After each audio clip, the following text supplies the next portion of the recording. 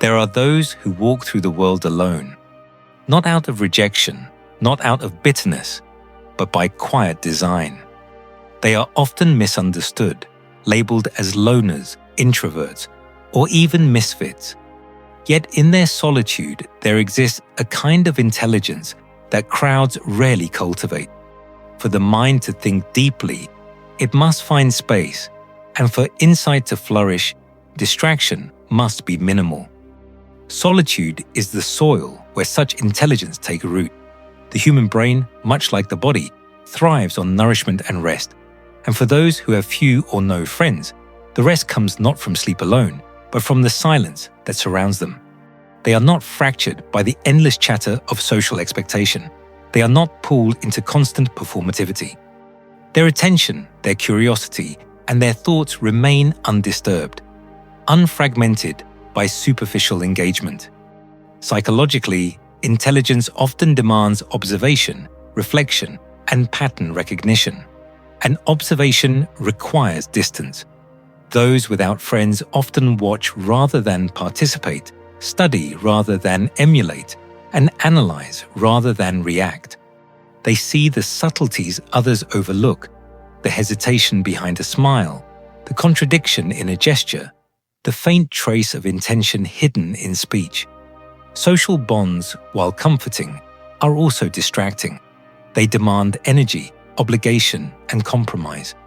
In their absence, the solitary mind develops a sharper lens, a more acute perception, and an understanding of the world uncolored by groupthink.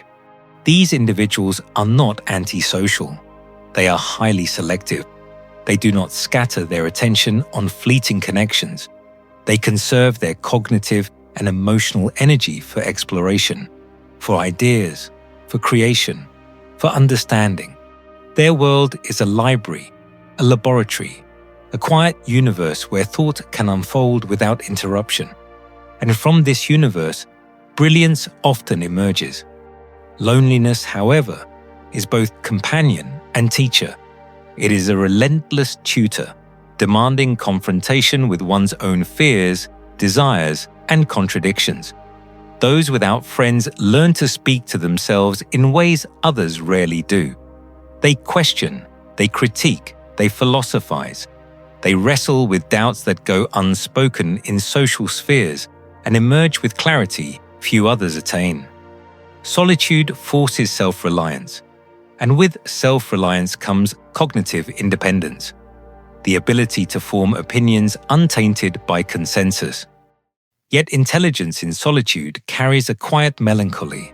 They are attuned to truths that are uncomfortable, human frailty, the impermanence of relationships, the subtle superficiality of social rituals. They witness the world as it is, not as it pretends to be, and this awareness is often isolating.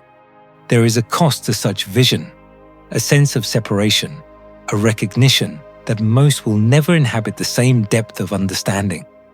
But this separation is not punishment. It is the price of insight. Those who have no friends are often thinkers in the truest sense.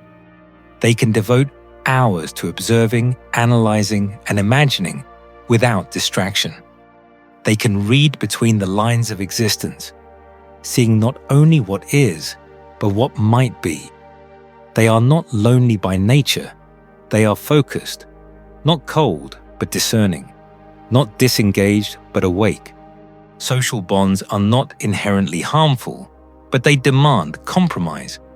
And compromise in excess dulls the mind. It requires concession, adjustment, and occasionally the suppression of one's natural curiosity or judgment. Those who step back from friendship are not rejecting humanity.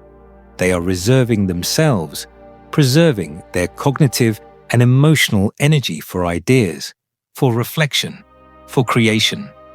There is also a rare kind of freedom in solitude. To have no friends is to be unchained from expectation. It is to live without the subtle manipulations of group dynamics, without the obligation to entertain, appease, or comfort. This freedom allows thought to wander, to question, to build entire universes in silence. And in that silence, intelligence deepens, intuition sharpens, and understanding expands. If this reflection resonated with you, subscribe and join us as we continue exploring the hidden layers of human nature, the quiet strength of introspection, and the profound intelligence that emerges in stillness. Here, we honor the unseen, the unspoken, and the life lived deliberately.